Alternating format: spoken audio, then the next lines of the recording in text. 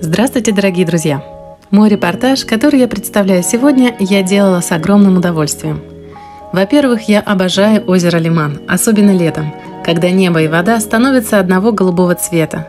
И во-вторых, потому что я с огромным трепетом и любовью отношусь ко всей флотилии пароходов Belle Époque, или пароходов прекрасной эпохи.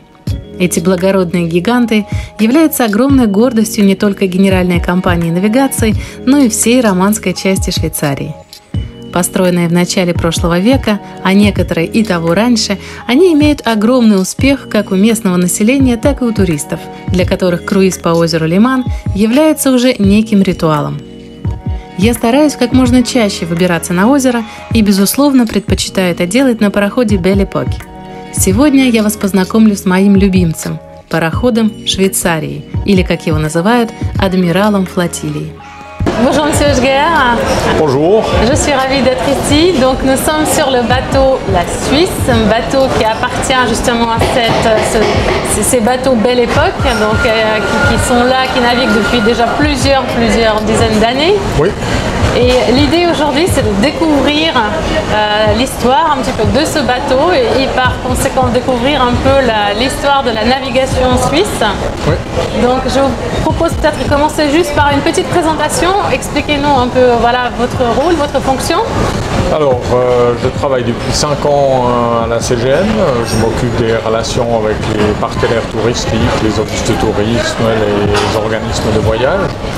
Et donc à ce titre-là, je suis en contact régulièrement aussi avec la clientèle sur nos bateaux.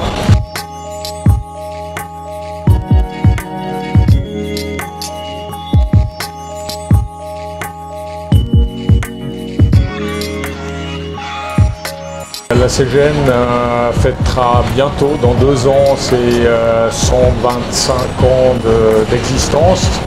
Donc on a une vingtaine de bateaux. Une vingtaine de bateaux Belle Époque. Alors non, vingtaine, ça c'est au total. En fait. Et sur ces 20 bateaux, il y a 8 bateaux qui sont des bateaux Belle Époque. Avec ces 8 bateaux, on a la flotte la plus grande construite durant cette époque du début du XXe siècle, donc entre 1900 et 1930, qui est encore en activité au monde.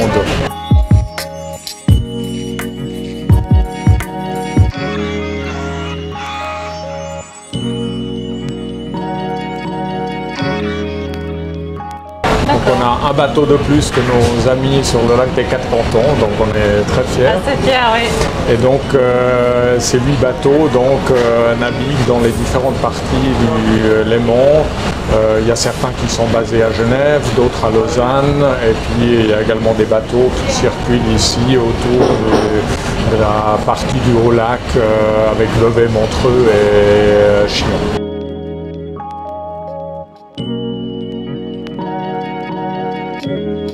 Donc le bateau La Suisse sur lequel on se trouve, il a été construit en 1910. Donc c'est pas le plus ancien, mais c'est le plus somptueux de la flotte. On dit c'est le bateau amiral.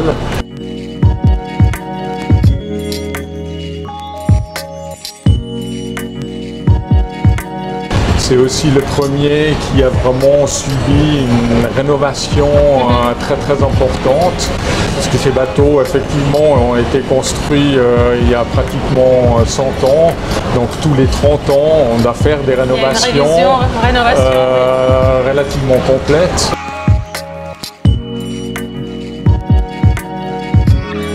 Durant ces dernières années, quand on faisait des rénovations, on a vraiment attaché beaucoup d'importance au fait de restituer le bateau comme il était en 1910. C'est ça.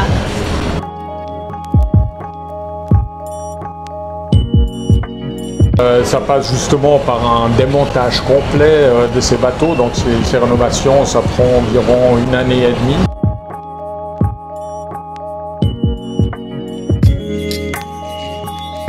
Donc ce bateau, la Suisse, qui a été rénové en 2010, a coûté environ 12 millions pour sa rénovation complète, ce qui est beaucoup d'argent. Donc, mais après, quand on voit le résultat final, c'est quelque chose qui fait plaisir. Et donc, bon, on a quelque part la chance d'avoir ces 12 bateaux. De l'autre côté, c'est un grand challenge pour retrouver tous les 3-4 ans l'argent pour la rénovation d'un bateau à tour de rôle.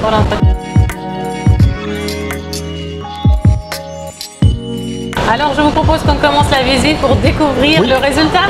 Exactement. Alors on va descendre donc pour voir la machine qui est en train de tourner actuellement pour faire avancer le bateau. Parfait. Donc, avec grand plaisir, c'est parti. Suivez-moi.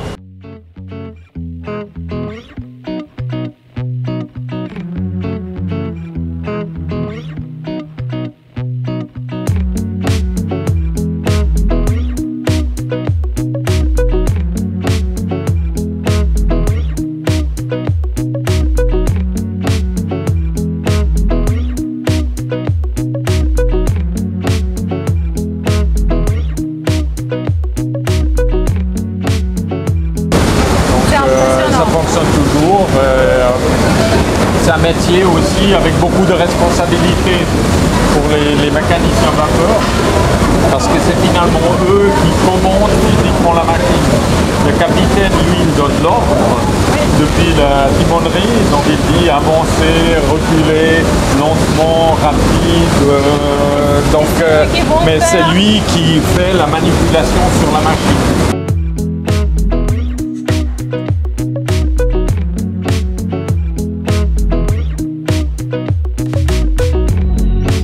C'est un teamwork qui doit bien fonctionner pour que le bateau s'arrête exactement là où le souhaite le capitaine.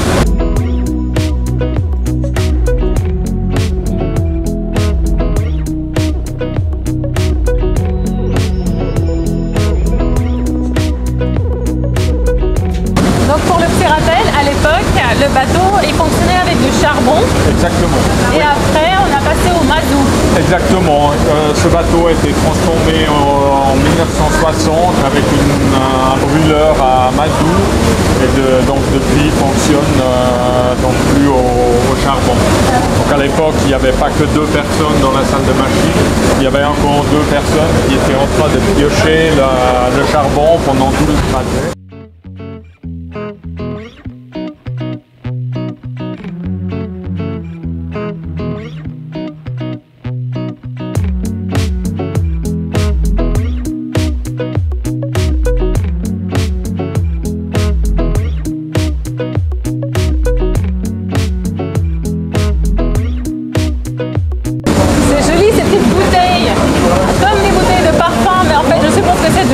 Oui, exactement. Alors il y a des endroits où ça se fait automatiquement, donc tous les 1 heure ou 2 heures, le mécanicien il remplit, quand la machine est à l'arrêt, il remplit les petits réservoirs. Oui. Et puis il y a d'autres endroits qu'on ne voit pas, qui sont là-dessous, où il doit passer toutes les demi-heures pour mettre manuellement également de l'huile. Et donc là c'est aussi beaucoup de responsabilité, parce que s'il oublie de mettre de l'huile à un certain endroit, le métal peut se bloquer et puis ça peut casser une pièce. Et donc à ce moment-là, le bateau il est arrêté pendant des jours pour peut-être remplacer la pièce.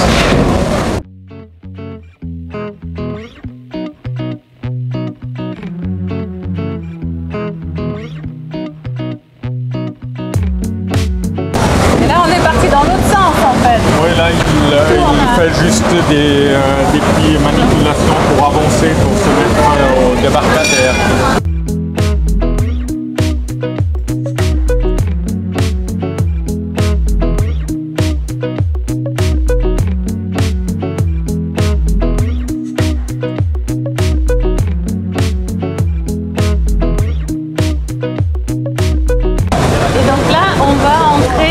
Salon Belle Époque.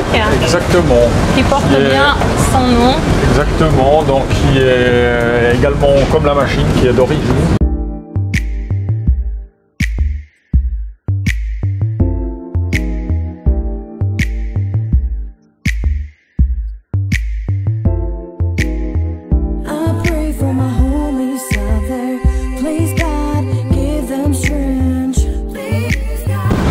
Donc vous voyez vraiment le soin des détails au niveau des marqueteries en bois. Donc tout ça, ça a été, lors des rénovations, a été démonté complètement, rénové. Et puis donc des fois il y avait des pièces qui étaient cassées ou manquantes, etc. Donc il fallait refabriquer de nouveau des pièces en étain ou des lampes. Donc le souci dans ce contexte, c'est souvent de trouver encore des artisans qui sont à même de faire des pièces comme ça, parce que souvent le savoir-faire il s'est perdu un petit peu. Il n'y a pas beaucoup de bateaux de cette époque.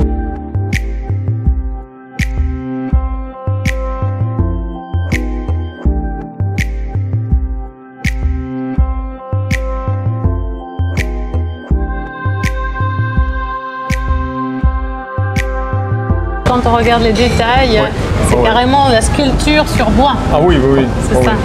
Donc là, c'est vraiment, oui, ça donne un joli coup d'œil quand on est dans ces salons-là. Donc on dîne comme dans les années 1910, 1920. C'est ça, ça me fait penser tout de suite à Gatsby le Magnifique. Exactement. On est tout à fait dans le, voilà, les belles années. Souvent la clientèle un peu, disons d'un certain âge, ils préfèrent manger ici parce que c'est ce cadre qu'on trouve aussi dans des hôtels de cette même époque.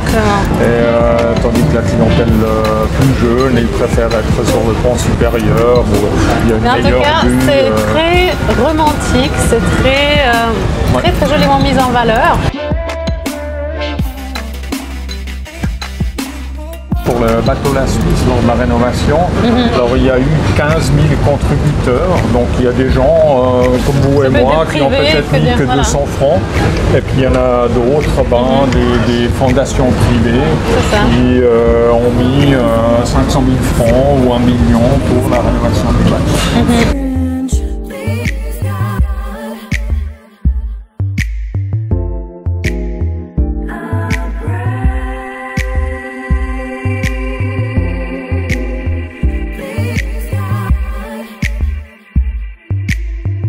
Mais en tout cas, c'est vrai que c'est un joli geste qui permet effectivement de faire vivre une si belle histoire. Exactement. Qui fait partie du patrimoine suisse, parce que le bateau, il est classé comme, enfin, je ne sais pas si on peut dire monument historique, mais en tout cas... Par le canton de Vaud, dans les années, début des années 2000, le canton de Vaud a classé toute la flotte en entier comme patrimoine qui doit justement être culturel, protégé. National, oui.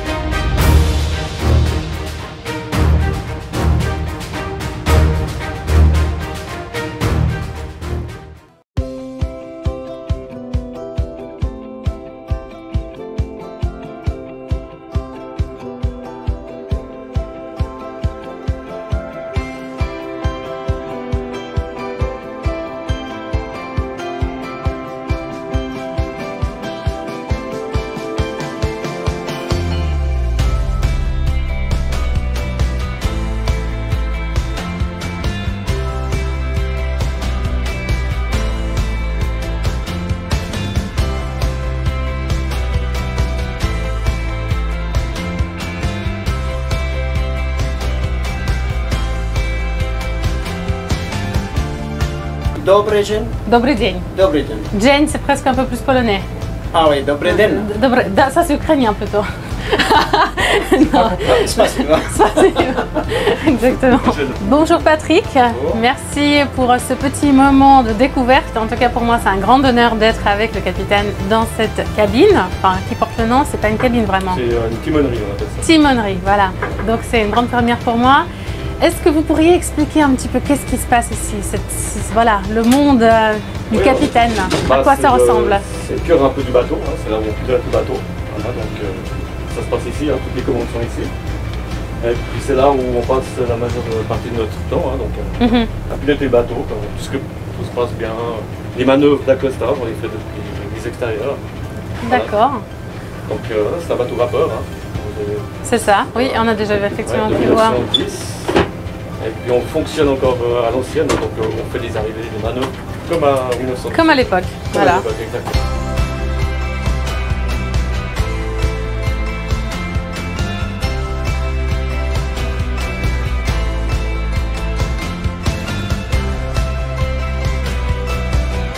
Est-ce que c'est difficile de naviguer, de conduire, de manœuvrer ce bateau, enfin le bateau à belle époque on va dire? Alors oui, quand même, ancien. Il faut quand même beaucoup d'expérience, hein. C'est un métier d'expérience, voilà, donc il faut quand même quelques années hein, pour... ça fait combien d'années en fait que vous naviguez? Ça fait 30 ans que je suis là. Mais, ah oui, donc, voilà, il y a de la bouteille. Voilà, donc c'est des bateaux c'est des fonds plats, donc il n'y a pas beaucoup de tirants d'eau, voilà, donc c'est des grosses savonnettes si on veut dire. Et puis voilà, donc il faut vraiment une assez grande expérience. Hein.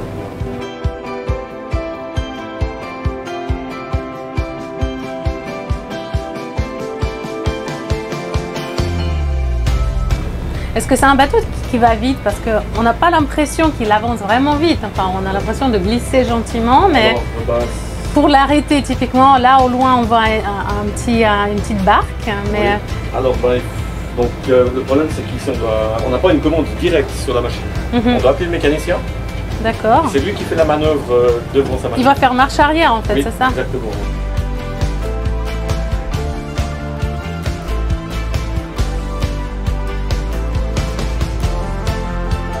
Et par exemple, pour s'arrêter, il faut compter combien de temps, l'anticipation? À peu près 2 longueurs de bateau. Donc ce bateau, il fait 70 mètres, ouais, donc 140... Ouais, dans 8 ans, ouais, 200 mètres.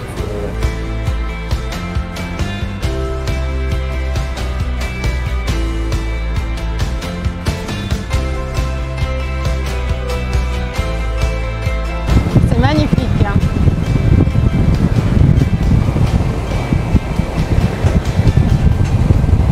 Je sais pas si vous êtes au courant, mais nous on a participé à un film russe. Racontez-moi, justement, j'ai vaguement entendu parler. Ouais. Alors moi j'ai eu la chance de participer. Ils ont loué un bateau, enfin 3 bateaux même. Est-ce que c'était avec Nikita Mikhalkov, ça vous dit? C'est juste, c'est bien lui. C'était lui, oui. Ouais. C'est une grande production. C'est ça. Et puis j'ai participé à ce film.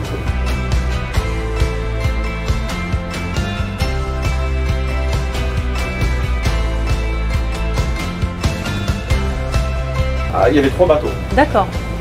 Et puis dans celui-là, moi j'étais sur celui-là.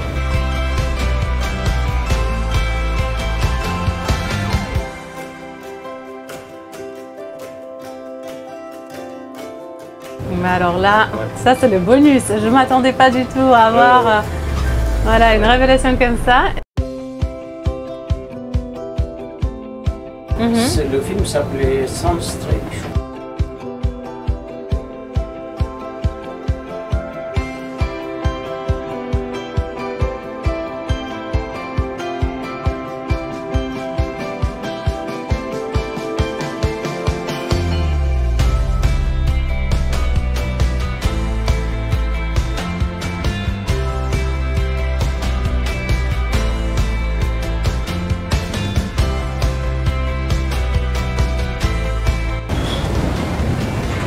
C'est parfait, merci encore. Merci pour la visite. C'est gentil, merci à vous, super.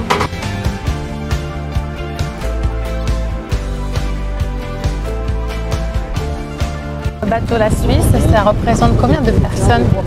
Voilà, maintenir tout ça, faire faire tourner les machines, l'entretien. Alors, c'est intéressant. À la CGN, la plupart des employés, ils ont deux métiers. Ah. Donc, ils sont navigants durant l'été, donc à bord des bateaux, en tant que matelot ou justement en tant que mécanicien ou contrôleur, caissier, etc.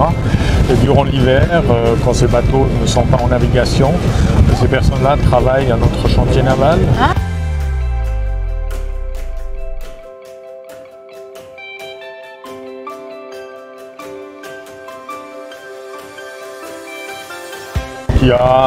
On a un atelier menuiserie, de serrurerie, de peinture, donc il y a aussi la maintenance pour les canaux Zodiac, les canaux de sauvetage. Oui. Donc on a aussi un atelier là-bas. Donc en tout, on compte un peu plus que 200 employés. Et donc un bateau comme ici la Suisse en navigation, il faut compter environ une dizaine de personnes pour la navigation.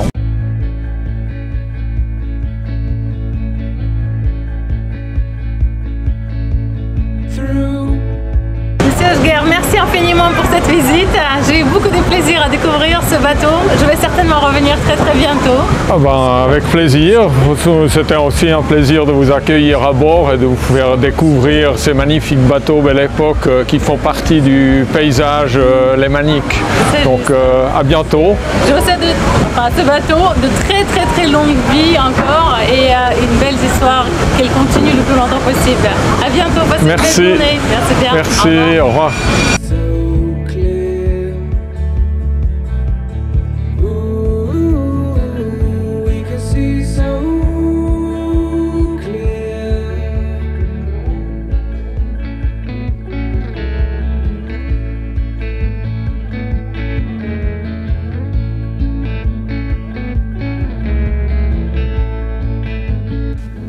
Наша прогулка подходит к концу. На мой взгляд, было очень здорово, поучительно и красиво. Клянусь, я могла бы провести на этом пароходе весь день, а то и вообще отправиться в кругосветное путешествие. Но это будет не в этот раз. А пока, как говорят швейцарцы, мы расстаемся, чтобы быстрее встретиться. Я желаю вам отличных выходных и попутного ветра на всю следующую неделю. Надеюсь, что она будет такой же приятной, как и наша сегодняшняя воскресная прогулка. Подписывайтесь на мой YouTube-канал и шлите приглашения вашим друзьям. Я буду бесконечно рада новым зрителям. До следующей встречи!